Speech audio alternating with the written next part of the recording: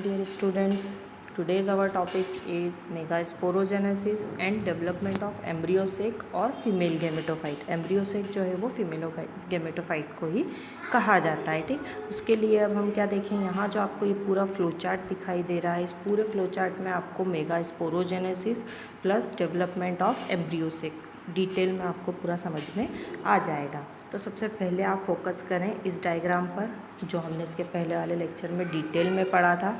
ये है आपका क्या, ओव्यूल, टिपिकल एंजियोस्पर्मिक ओव्यूल। ठीक है, कैसा होता है ये, एनाट्रोपस होता है, बाइटेग्यूमेंट होता है, ऑलरेडी हम डिस्कस कर चुके हैं। मतलब दो इंट्यूबमेंट्स प्रेजेंट होते हैं, इनर एंड आउटर इंट्यूबमेंट।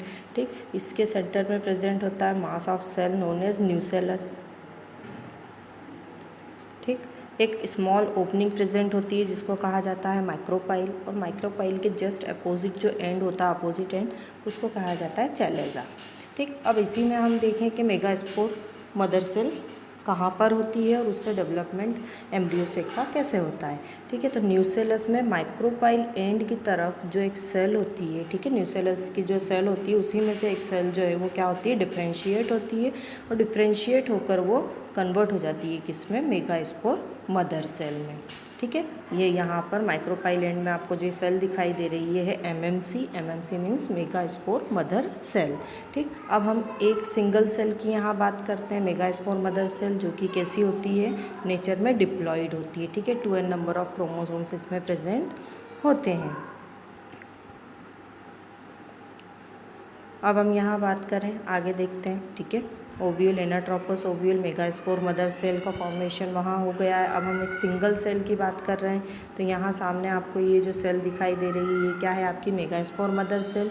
इसमें क्या होगा, आपका 1 मियोटिक डिवीज़न होगा। ठीक है, सेल डिवीज़न आप ऑलरेडी जानते हैं। ठीक है, तो जो आपकी मेगास्पोर मदर सेल है, एमएमसी जो है, जो आपका मेगास्पोर मदर सेल है, उसमें क्या होगा, आपका मियोटिक डिवीज़न होगा, 1 मियोटिक डिवीज़न। ठीक है, तो क्या बनेगा, यहाँ पर 4 सेल्स बनेंगी। ठीक है, जिसको क्या कहा जाएगा, आपका मेगास्पोर टेट्राड। जो आपकी मदर सेल है, मेगास्पोर मदर सेल जो थी, उसमें मियोटिक डिवीज़न हुआ और उससे जो थी 4 सेल का फॉर्मेशन हुआ। ठीक है, 4 सेल जो थी एक टेट्राड के फॉर्म में है, और ये हमेशा कैसी होती है, लीनियर होती है। ये आपको दिखाई दे रहा है कि एक के नीचे एक सेल यहाँ पर अरेंज्ड है, तो लीनियरली अरेंज्ड सेल जो है मेगास्पोर मदर सेल से मेगास्पोर टेट्राड का फॉर्मेशन करती हैं। ठीक, तो अब आप यहाँ देखें, 4 सेल जो है, एक तरफ आपको चैलेजल एंड दिखाई दे रहा है और एक तरफ आपको माइक्रोपाइल एंड दिखाई दे रहा है। ये लीनियरली अरेंज्ड है। अब आगे हम देखें, जो 4 सेल का टेट्राड बना था, मेगास्पोर टेट्राड जो था, उसमें से 3 सेल जो है आपकी वो कैसी हो जाती है, डिजनरेट हो जाती हैं, और सिर्फ ओनली 1 जो सेल होती है वो कैसी होती है, फंक्शनल होती है या सर्वाइविंग मेगास्पोर होती है। ठीक है, कितनी सेल बनी थी, 4 सेल का फॉर्मेशन हुआ था, टेट्राड का फॉर्मेशन था जो कि लीनियर था। ठीक है, उस टेट्राड में से क्या होगा, आपकी 3 सेल जो है वो डिजनरेट हो जाएंगी और ओनली 1 सेल जो है वो फंक्शनल रहेंगी या सर्वाइविंग रहेंगी। ठीक है,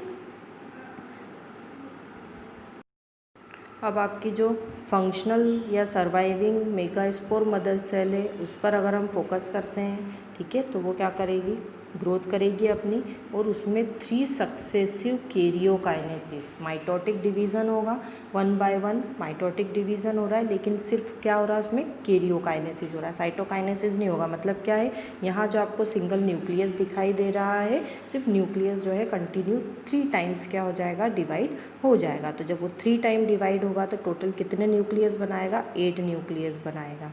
ठीक है, कैसे, जैसे यहाँ पर आपका एक न्यूक्लियस है, इसमें कैरियोकाइनेसिस हुए तो 2 न्यूक्लियस बने, इन दोनों में अगेन कैरियोकाइनेसिस होगा तो अगेन कितने न्यूक्लियस बन जाएंगे, आपके 2 न्यूक्लियस बन जाएंगे। मतलब यहाँ पर कितने न्यूक्लियस हो गए, आपके 4 न्यूक्लियस हो गए। अब इन 4 न्यूक्लियस में अगेन कैरियोकाइनेसिस होगा तो टोटल कितने न्यूक्लियस हो जाएंगे, 8 न्यूक्लियस, 1 2 3 4, यहाँ आप पूरे देख सकते हैं, पूरे 8 न्यूक्लियस आपके बनेंगे। तो कितनी बार डिवीज़न हुआ, 3 टाइम, 1 2 1 2 और 3।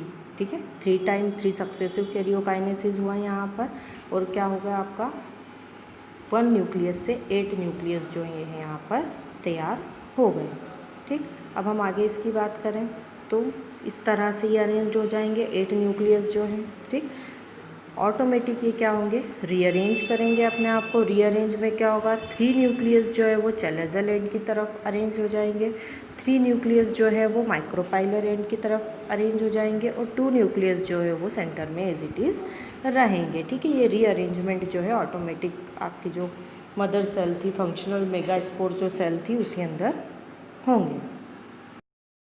रीअरेंजमेंट के बाद आप देखें कि जो सेल आपकी रीअरेंज्ड हुई थी यहाँ पर, जो आप देख रहे हैं सामने के 3 न्यूक्लियस आपके जो है वो चैलेजल एंड की तरफ हो गए थे, 3 न्यूक्लियस माइक्रोपाइल एंड की तरफ हो गए थे, 2 न्यूक्लियस सेंटर में थे। इसमें अब क्या होगा, साइटोकाइनेसिस टेक प्लेस, मतलब डिवीज़न ऑफ सेल। साइटोप्लाज्म जो है वो क्या होने लगेगा, डिवाइड होने लगेगा, ठीक है। तो जो 3 न्यूक्लियस ऊपर अरेंज थे उससे क्या बन जाएंगी, यहाँ पर 3 सेल्स बन जाएंगी।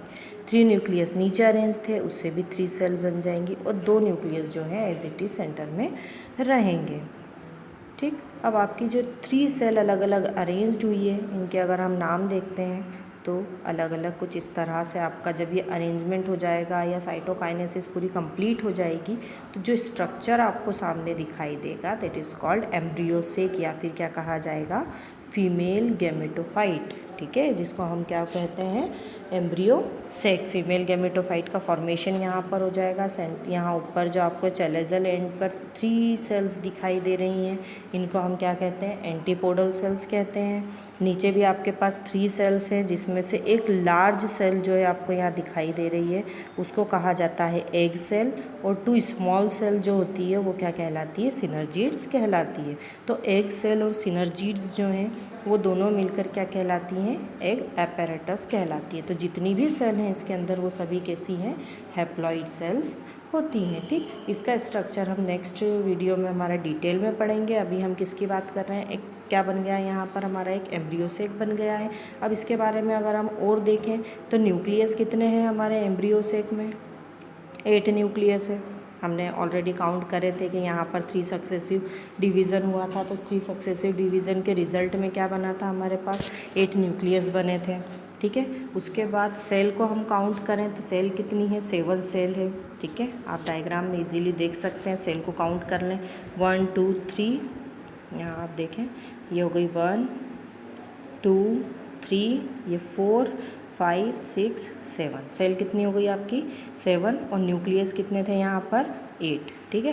तो आपका जो स्ट्रक्चर बना है या जो एंजियोस्पर्मिक एम्ब्रियोसेक बना है वो स्ट्रक्चर कैसा है आपका, 8 nucleated, 8 nucleus and 7 sailed structure, ठीक है। तो इस तरह से आपका एक 1 मार्क क्वेश्चन भी बनता है कि जो एम्ब्रियोसेक या टिपिकल एम्ब्रियोसेक की अगर हम बात करते हैं तो वो कैसा स्ट्रक्चर होता है, तो 8 न्यूक्लिएटेड 7 सेल्ड स्ट्रक्चर होता है। इसको पोलीगोनम टाइप ऑफ एम्ब्रियोसेक भी कहा जाता है, ठीक है। कि अगर पोलीगोनम टाइप ऑफ एम्ब्रियोसेक आपसे कोई भी पूछता है तो आपके दिमाग में तुरंत आ जाने चाहिए कि 8 न्यूक्लिएटेड 7 सेल्ड स्ट्रक्चर को हम पोलीगोनल टाइप कहते हैं, ठीक। उसके बाद इसी को मोनोस्पोरिक भी कहा जाता है। क्यों कहा जाता है, क्या कहा जाता है इसको, मोनोस्पोरिक। मोनोस्पोरिक क्यों कहते हैं हम इसे, क्योंकि ये किससे बना है, 1 सिंगल मदर सेल से बना है, ठीक है। यहाँ पर कितनी फंक्शनल आपकी मदर सेल थी, ओनली 1 फंक्शनल मदर सेल थी। यहाँ हम ये देख सकते हैं मेगास्पोर, ये यहाँ हम बात करें तो ये मदर सेल आपकी कितनी थी, ओनली 1 मदर सेल थी, जिससे कि क्या हुआ, आपका एक एम्ब्रियोसेक पूरा डेवलप हुआ। इसी वजह से इसको क्या कहा जाता है, मोनोस्पोरिक भी कहा जाता है। ये 8 न्यूक्लिएटेड और 7 सेल्ड, इसलिए इसको पोलीगोनम टाइप ऑफ एम्ब्रियोसेक भी कहा जाता है। अब इस एम्ब्रियोसेक के स्ट्रक्चर को हम नेक्स्ट वीडियो में हमारी और डिटेल में देखेंगे। होप आप सभी को ये वीडियो समझ में आ गई होगी।